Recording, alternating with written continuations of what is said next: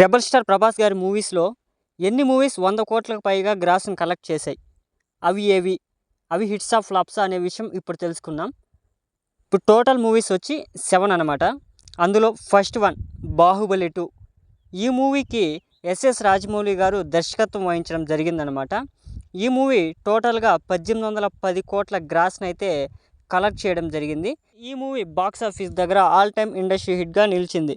Number 2 కల్కి 2898 AD. ఈ మూవీని నాగశ్విన్ గారు డైరెక్ట్ చేయడం జరిగిందనమాట.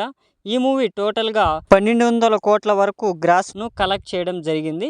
ఈ మూవీ బాక్స్ ఆఫీస్ దగ్గర బ్లాక్ బస్టర్గా నిలిచిందనమాట. Number 3 Salaar part 1. ఈ మూవీని ప్రశాంత్ నీల్ గారు డైరెక్ట్ చేయడం జరిగింది.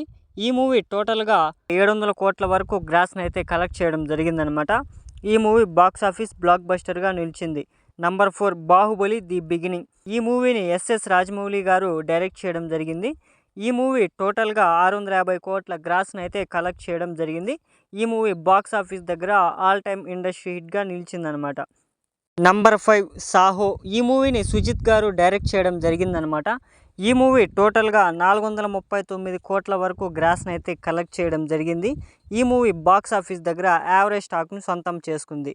నంబర్ 6 ఆదిపురుష్. ఈ మూవీని ఓం రౌత్ గారు డైరెక్ట్ చేయడం జరిగిందనమాట.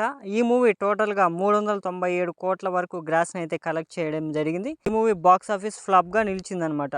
నంబర్ 7 రాధేశ్యామ్.